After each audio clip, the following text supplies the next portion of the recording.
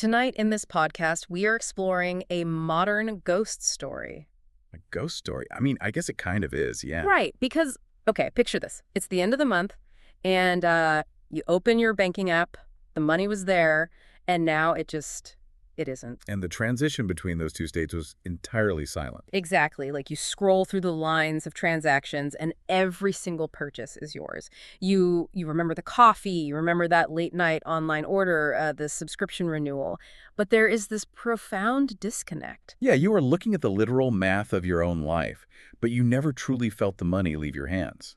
It's a strange, almost hollow sensation. You are participating in the economy, but you are completely detached from the physical reality of the exchange. Right, the friction has just vanished, and it leaves behind this quiet hum of disappearing resources. So to figure out why this is happening and why it feels so uniquely isolating for so many of us, we are diving into a really fascinating stack of recent consumer research. We've got behavioral science studies on spending habits, transaction data from financial authorities. And some incredibly revealing reports from the European Consumer Organization, yeah. Hmm. Our mission in this deep dive is to understand the modern experience of spending.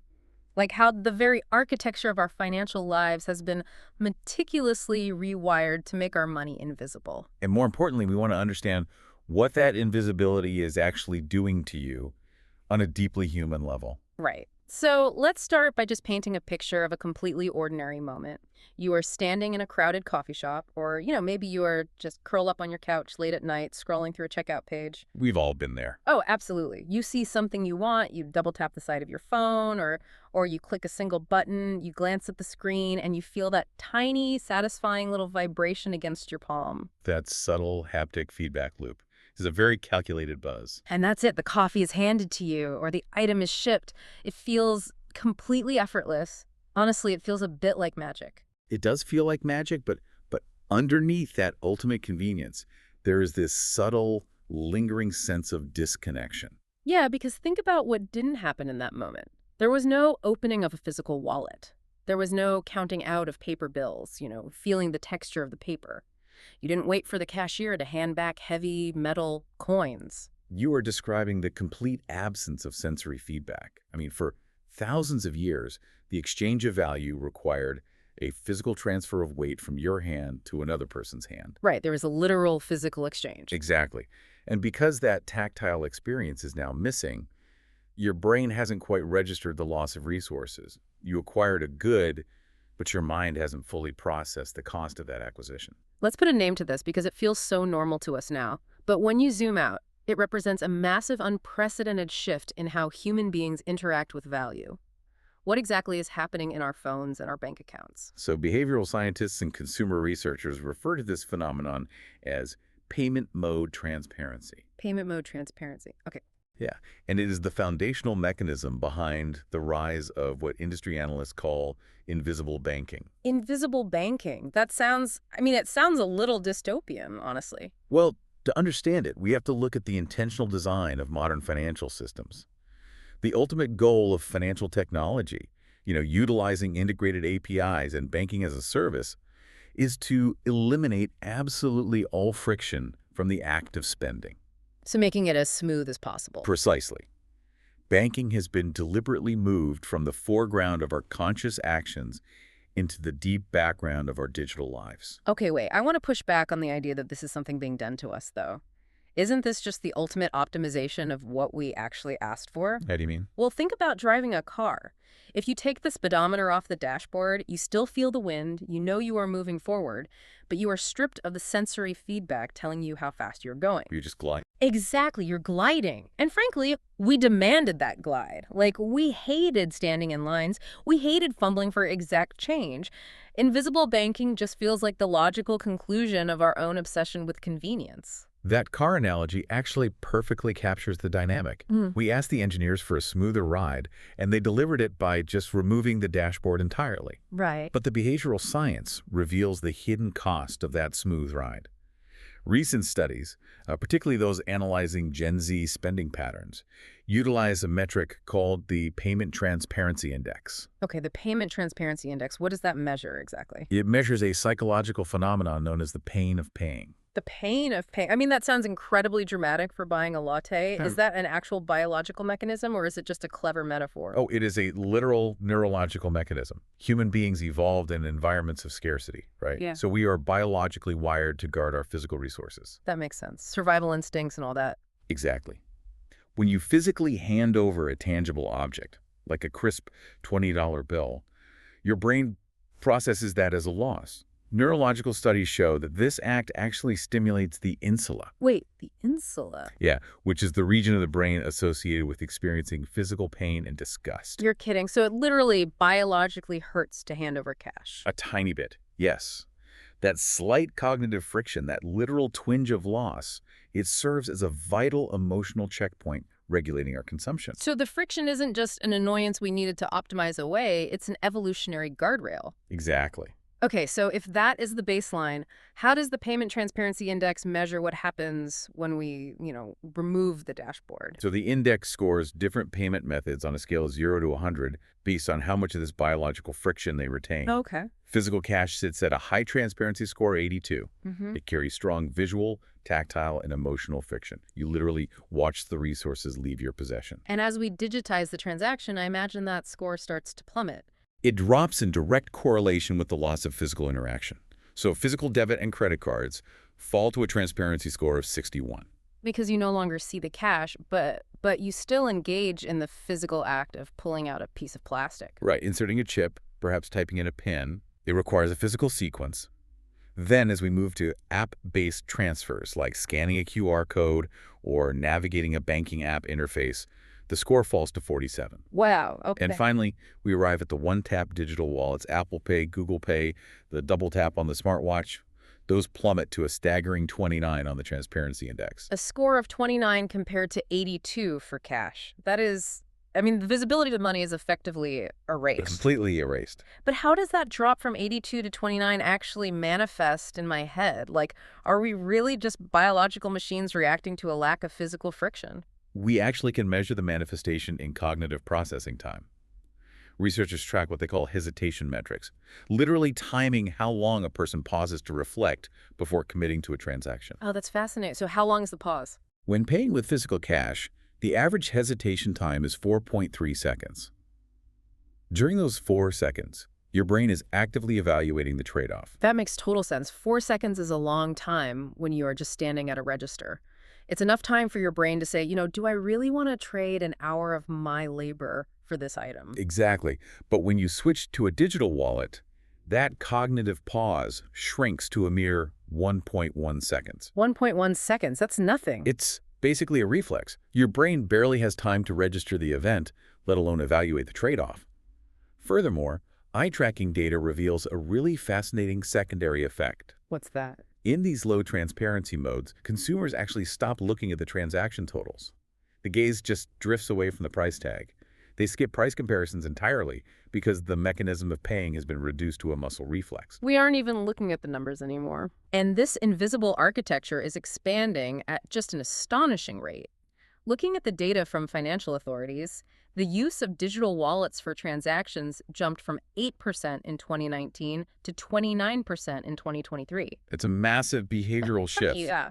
We are rapidly, collectively adopting a financial infrastructure where hesitation is structurally eliminated. Which brings us to the profound ways this psychological distancing lives and breathes in our daily routines. Because the shift goes far beyond the daily coffee purchase. Right. It fundamentally alters our relationship with debt, commitment, and long-term planning.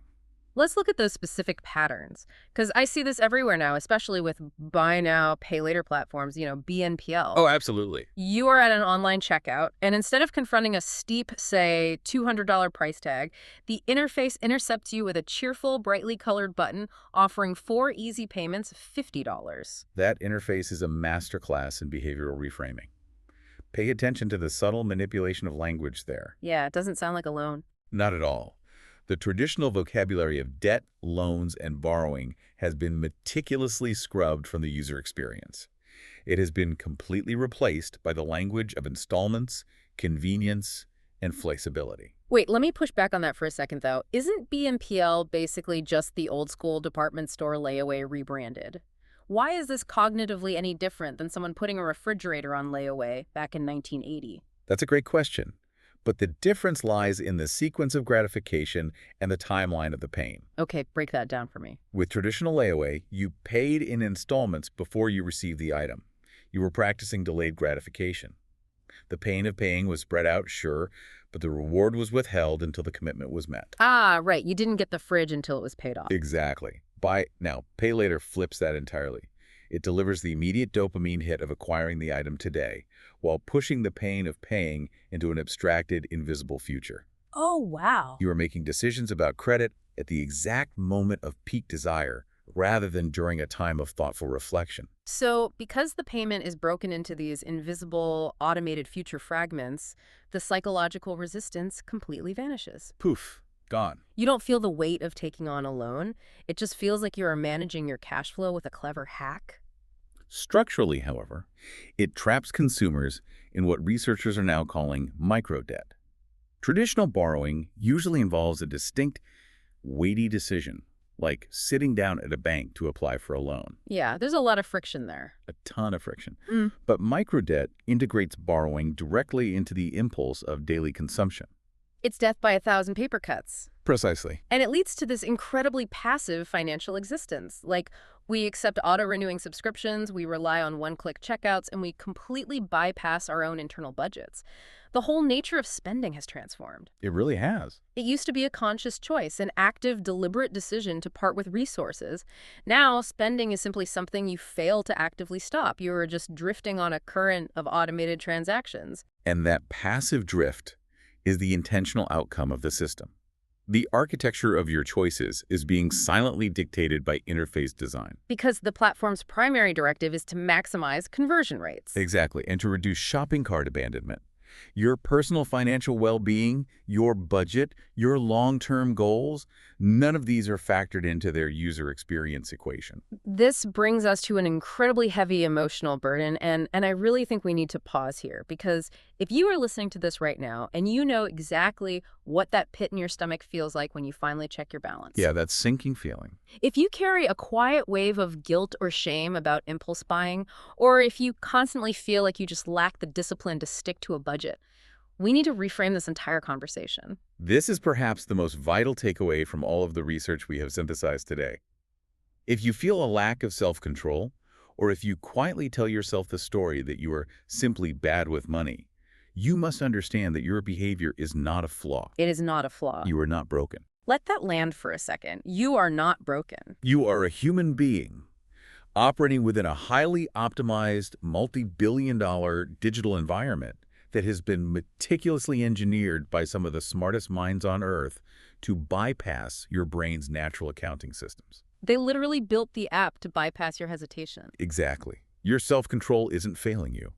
Your self-control is simply being starved of the visual, tactile, and emotional cues it biologically requires to activate. It is exactly like blaming yourself for not knowing how fast you're driving when the manufacturer intentionally removed your speedometer. Right. Of course you don't know your speed. The friction has been designed out of the system. Your reaction to this frictionless environment, the overspending, the drifting, the microdebt, it makes complete biological human sense. And when you remove that heavy layer of shame from the equation, you can begin to view your own behavior objectively. You aren't fighting a personal moral failing, You are interacting with an unequal playing field designed to circumvent your hesitation. That is so freeing to hear. It really is. Yeah. And if we connect this to the bigger picture, the shift away from physical cash touches on profound, distinctly human questions about our society, our relationships, and our deep need for boundaries. Let's pull this upward then, because money is never just about the math. It is never just a number on a screen. Money represents our time, our labor, our physical security, and our autonomy. Absolutely. When we examine the economic and sociological analyses of the drift toward a cashless society, particularly those reports from the European Consumer Organization, we uncover a deep structural tension. What kind of tension? Well, digital payments serve the interests of seamless commerce, retail efficiency, and data tracking. But physical cash has historically provided something entirely different, a public, tangible boundary. Let's explore that word. A boundary. What does a tangible financial boundary actually provide for a person? For one, cash offers absolute privacy. It is immune to network outages, server crashes, or IT failures. Crucially, it is a public utility issued by central authorities rather than a private service mediated by commercial tech giants. Right, nobody owns the transaction itself when you hand someone a 20. Exactly. But on a psychological level, cash provides a physical limit to consumption. When the wallet is empty, the spending mathematically has to stop. It is a hard, tangible wall. And when that wall becomes an invisible background process, hosted on a server owned by a tech platform, we can feel completely unmoored. We aren't just losing the pain of paying or the mild inconvenience of carrying coins around. We are losing a tangible grip on a piece of our own autonomy. Yes. When the friction disappears, our agency is subtly eroded. We trade our awareness for convenience, and in the process, we basically hand over the architecture of our choices to the very platforms we buy from. The European Consumer Organization explicitly noted that cash remains the only public means of payment. Everything else relies on commercial entities whose primary objective is to increase transaction volume. Which means we are sleepwalking into this.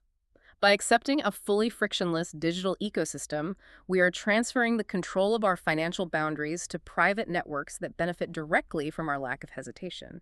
That's the core of it. We are outsourcing our financial boundaries to systems specifically designed to eliminate boundaries. That is a deeply unsettling reality. But, it also explains so much of that quiet anxiety we feel at the end of the month. We feel it because we sense that loss of agency, that slight erosion of control, even if we haven't had the vocabulary to express it until now. Precisely. The system is functioning exactly as it was built to function. The silence of the wallet is a feature, not a bug. Well, we've covered a vast amount of ground today, tracing the journey from a simple double tap on a phone screen all the way to the loss of human boundaries. We began by looking at the visceral feeling of disconnection. We named the invisible mechanism driving it: payment mode transparency. Right, and then we examined the biological science, uncovering how the brain's natural hesitation plummets from over 4 seconds down to a single second when tactile friction is removed. We saw how this lack of friction manifests in modern patterns, like buy now, pay later, and the slow accumulation of microdebt, turning the act of spending into a passive state of drifting, rather than an active, conscious choice. And finally, we explored how this engineered environment strips our self-control of its necessary triggers, ultimately blurring the boundaries of our own autonomy and outsourcing our financial limits to commercial platforms. It leaves you wondering, if tech companies have successfully made spending completely invisible, how long until earning becomes just as abstracted? That's a fascinating question. Are we moving toward a future where we never actually see our compensation either? Just numbers floating in background process, completely detached from the physical reality of our labor. The next time you double tap your phone to pay, you don't need to feel anxious, you don't need to feel guilty, and you certainly don't need to change your behavior immediately. Just pause, take that 1 second back, and simply notice the silence where the friction used to be. If this conversation felt true for you, If something in here landed, we would love for you to subscribe to Leone Patterns so you never miss what we explore next. leave a comment and tell us, what did this bring up for you? We read every single one.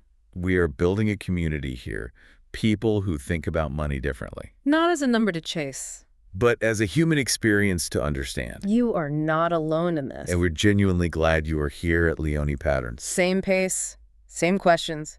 See you then.